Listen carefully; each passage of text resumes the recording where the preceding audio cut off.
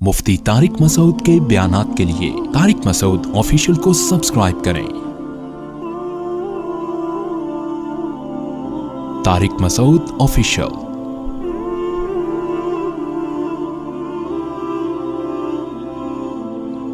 अल्लाह ने हुक्म दिया कि जो लोग अल्लाह की राह में लड़ते हैं उन्हें हुक्म दिया मौत से मत डरो। अलम तरा इलल्लज़ीना खरजू मिन दियारिहिम वहुम उलूफुन, हजारों लोग बनी इसराइल में निकले, उनको हुक्म दिया गया जिहाद करो, उन्होंने कहा मर जाएंगे, अल्लाह ने वैसे ही मार दिया उन सबको, मर जाओ। फिर अल्लाह ने दोबारा जिंदा किया, कहा कि देखो मौत जिंदगी किसके हाथ में है। ये अल्लाह ने पिछली उम्मतों के साथ बड़े मामलात किए। फिर अल्लाह ने बनी इसराइल के एक पैगंबर का वाकया सुनाया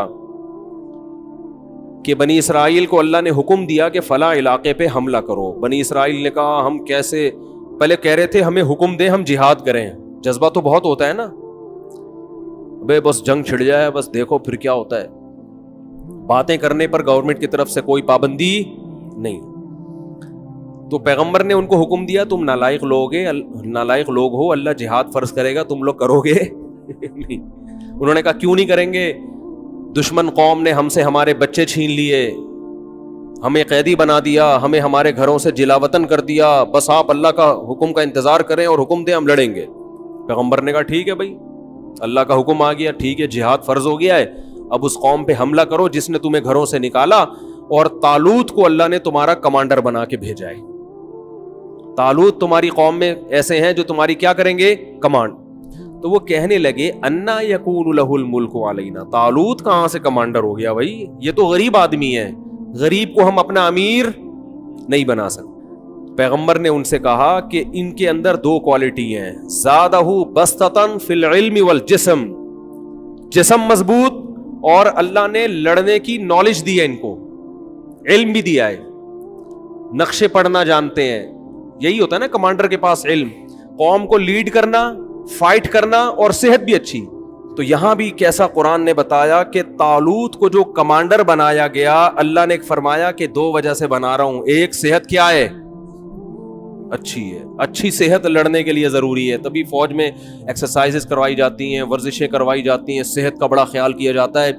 शुगर के मरीज को फौज से फौरन क्या किया जाता है, बरतरफ। अब कोई शुगर का मरीज हो, बोले यार कोई फौजी हो ना लड़ने वाला, या कोई बीमारी हो उसको बड़ी, कैंसर हो गया, यार मुझे आप निकाल रहे हो, यार ये तो गलत है ना, देखो मैंने क्या किया है।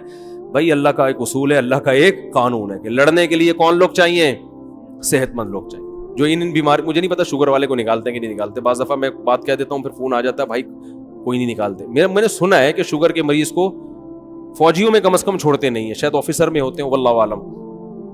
तो अब बनी इसराइल को अल्लाह ने कमांडर दे दिया तालूत। बनी इसराइल ने कहा ये गरीब आदमी है, भाई तुमने गुर्बत का क्या करना है इससे तुमने कोई हदिये लेके थोड़ी खाने हैं, बस एक दिमाग, तुम्हें उसकी गुर्बत का क्या करना है, जो तुम्हारे काम की चीजें वो उसमें मौजूद हैं। खैर तालूत जो है ना लश्कर लेके चले, जब लश्कर लेके चले हैं तो तालूत ने कहा कि बड़ी कौम से लड़ाई है तो अल्लाह पहले आजमाएगा, हमें प्यास लगेगी, अल्लाह ने हुक्म ये दिया है कि किसी ने दरिया से पानी नहीं पीना, प्यास को बर्दाश्त करना है, एक चुल्लू पीने की इजाजत है, इससे ज्यादा नहीं। ये आजमाइश है, जो इस आजमाइश में पूरा उतरेगा तो उसके साथ अल्लाह की मदद। कुरान कह रहा है ज्यादातर ने पी लिया, आजमाइश में पूरे नहीं उतरे।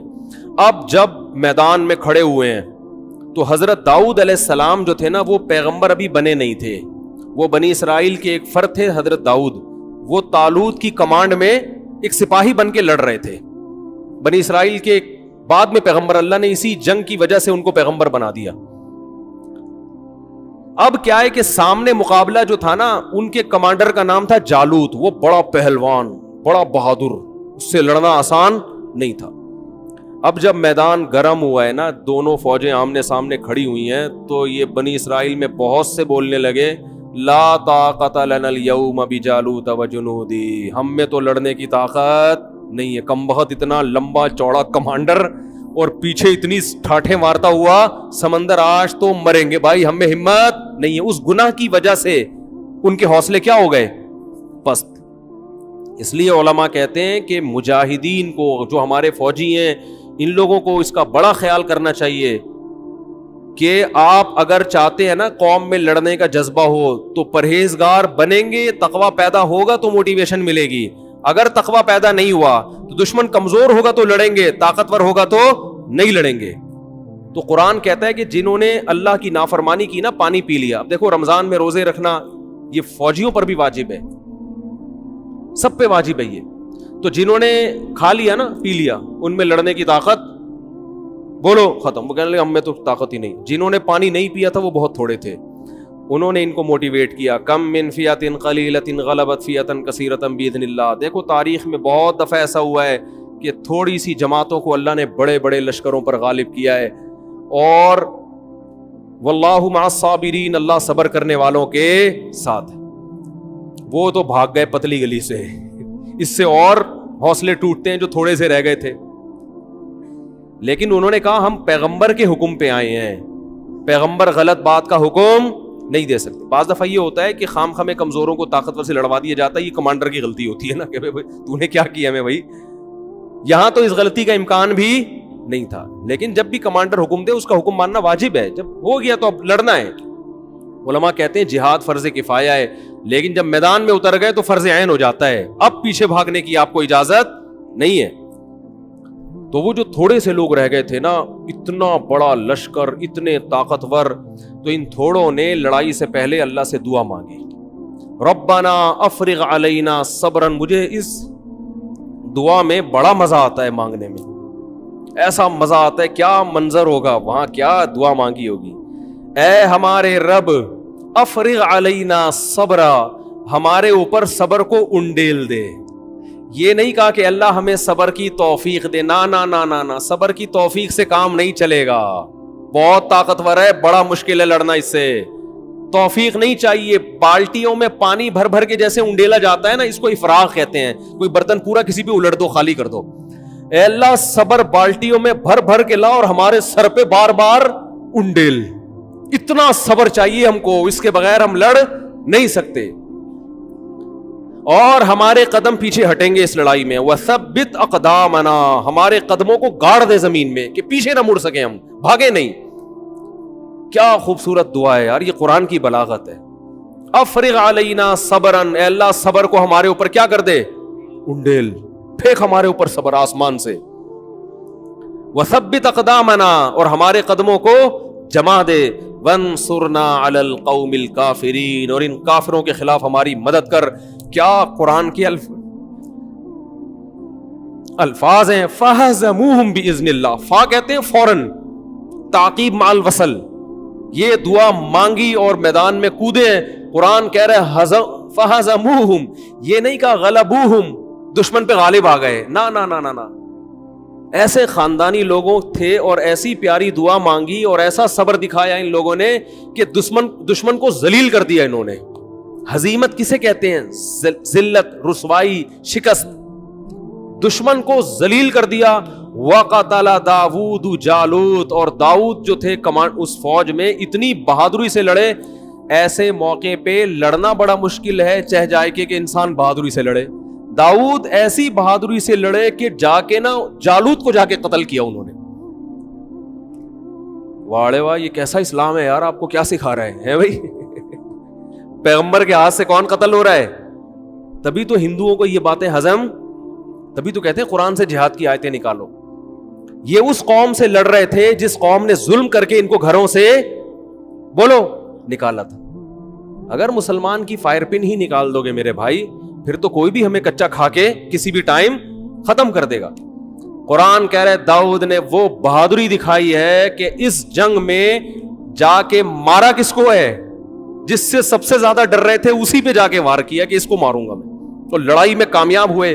یہ جو داؤد لڑائی میں کامیاب ہوئے صرف تقوی کی بیس پہ نہیں, پہلے سے ٹریننگ تھی, تربیت تھی, ایکسرسائز تھی, ورزش تھی, تیر اندازی تھی, ساری چیزیں ہوتی ہیں. پھر میدان میں اتر کے انسان ایسے کارنامے کرتا ہے.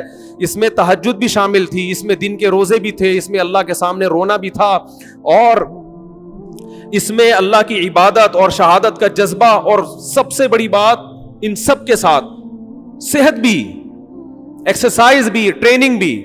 صرف تہجد, نماز, روزے سے انسان میدان میں لڑنے کے قابل بولو نہیں ہوتا. اس سے پتہ چلتا ہے ہمارے مذہب میں ورزش کی اور اپنی باڈی کو مینٹین رکھنے کی اور اپنے اندر یہ جو یہ جو فنون ہے نا, یہ سیکھنے کی کتنی اہمیت ہے.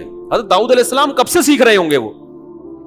آج دونوں چیزوں کے ایک دوسرے سے کیا کر دیا ہے. کوئی مفتی جم میں جائے نا اگر اور ڈنڈ پیل رہا ہو, ٹھیک ہے لوگوں کے بہت سے پازیٹیو کمنٹس بھی آتے ہیں, لیکن بہت سے لوگوں کو یہ منظر بالکل بھی اچھا نہیں لگتا.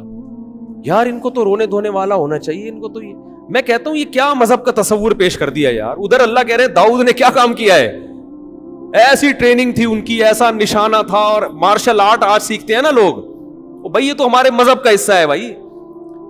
آپ کیا سمجھ رہے ہو کہ صرف جا کے جالوت کے سامنے کھڑے ہو گئے ہوں گے اور بولے وہ ہینڈز اپ کر کے نا, اور پھر یوں کر کے ارطغرل کی طرح گردن اڑا دی ہوگی یوں کر کے. ارطغرل نے بھی بڑے کام کیے ہیں بھائی, وہ بھی تو سیکھا ہوا تھا تبھی تو کمانڈر بنا تھا.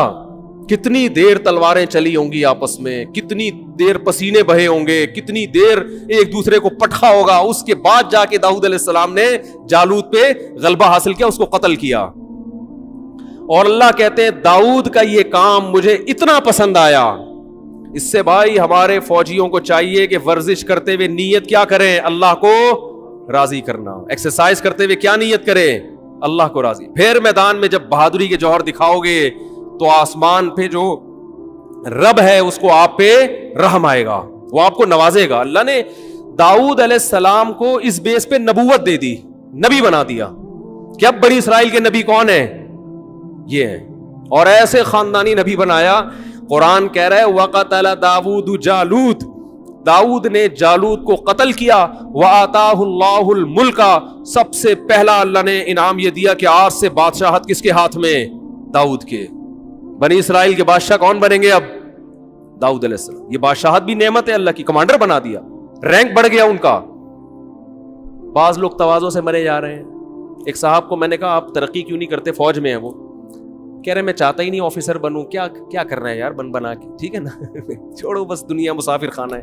وہ بھائی مسافر خانہ ہے تبھی تو کچھ کر کے جاؤ نا, تو ورنہ اللہ تو نکال دے گا, چل بھائی جا تو کچھ کر کے جاؤ.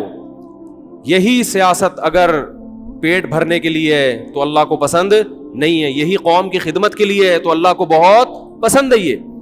تو اللہ فرماتے آتاہ اللہ الملک والحکمت, اللہ نے داؤد کو حکمت بھی دی, بصیرت, قوت فیصلہ, یہ سب چیزوں کا حکمت ان سب چیزوں کو کہتے ہیں. وعلمہ مما یشاء, یہاں حکمت کا معنی نبوت بھی ہے, نبوت عطا کر دی. علمہ مما یشاء, اور اللہ نے آپ کو جو چاہا سکھا دیا. اور یہ تمام دنیاوی علوم اللہ نے آپ کو سکھا دیے کہ اب آپ حکومت کریں گے اور بہت کچھ اللہ آپ کو سکھائے گا. وہ کیا, سب سے زیادہ قرآن بیان کرتا ہے کہ داؤد علیہ السلام کو عبادت کا بہت شوق تھا, تو اللہ کہتے ہیں آپ کی عبادت ایسی ہوگی یا جبال اوبی معہ والطیر, اے پہاڑوں جب داؤد اللہ کی تسبیح کرے تو تم بھی داؤد کے ساتھ اللہ کی حمد و ثنا بیان کرو. ایک اللہ نے آپ کو یہ علم, کیونکہ عبادت گزار بہت تھے, تو جیسے ہی اللہ کا نام لیتے نا لا الہ الا اللہ, پہاڑوں سے بھی لا الہ الا اللہ کی آوازیں آنا شروع. آواز اتنی خوبصورت, کیونکہ اب اللہ نے کمانڈر بنایا تو کمانڈر قوم کو موٹیویٹ کرتا ہے کہ نہیں کرتا. تو اللہ نے کہا کہ جو موٹیویشن ہے نا, جو بھی وائز ہوتے ہیں ان کی آواز اگر اچھی ہو اور بلاغت ہو, بولنا جانتے ہو, تو وہ وائز بڑا کامیاب ہوتا ہے. بعض دفعہ جو تقریر کرنے والے لوگ ہیں ان کو بولنا تو بہت اچھا آتا ہے, اپنا میسج ڈیلیور کرنا بہت اچھا آتا ہے, آواز اچھی نہیں ہوتی, ان کو سننے میں بھی مزہ نہیں آتا.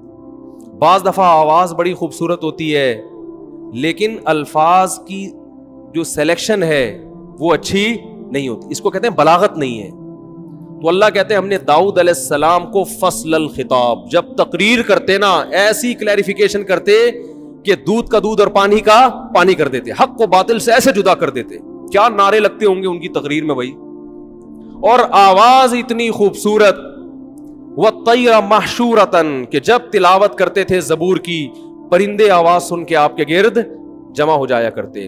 یہ تو اللہ نے آپ کو تقریر کی صلاحیت, آواز کی خوبصورتی, اور اللہ نے آپ کو جو عبادت دی, اور اصل تو جالوت کو قتل کرنے کی وجہ سے کمانڈر بنے. تو اللہ نے کہا کہ آپ اب لوہے کی زرہیں بنائیں گے اور لوہا میں آپ کے ہاتھ میں کیا کر دوں گا, نرم. قدر فی السرد، یہ جو جنگی لباس ہے نا لوہے کی زرہ، اس کے بانی حضرت داؤد علیہ السلام ہے، کیونکہ تلوار کے زخم بہرحال لگتے تھے. داؤد علیہ السلام نے لوہے کو پگھلا کے نا اس کی زرہیں بنانا، یہ ٹیکنالوجی دیکھو پیغمبر کو اللہ سکھا رہے ہیں، لوہے کی زرہیں بنانا، جنگی ٹوپیاں بنانا اور وہ اللہ نے آسان کر دی، معجزہ دیا آپ کے ہاتھ میں. وہ ایسے جہاں جس طرح سے لوہے کو حکم دیتے نا وہ ڈھل جاتا. پھر اللہ نے داؤد علیہ السلام سے کہا کہ اے داؤد اعملوا آل داؤد شکرا، اے داؤد میں نے تجھ پر اتنے انعامات کیے، تجھے کمانڈر بنا دیا، تجھے ایک بیٹا دیا سلیمان جو تیرے بعد جانشین ہوگا، ولی عہد ہوگا، اور اس کو اس سے بھی زیادہ معجزے دوں گا. اتنے میں نے تجھ پر احسان کیے ہیں. اعملوا آل داؤد شکرا، اے داؤد اور اے داؤد کے خاندان والو شکر ادا کرنا.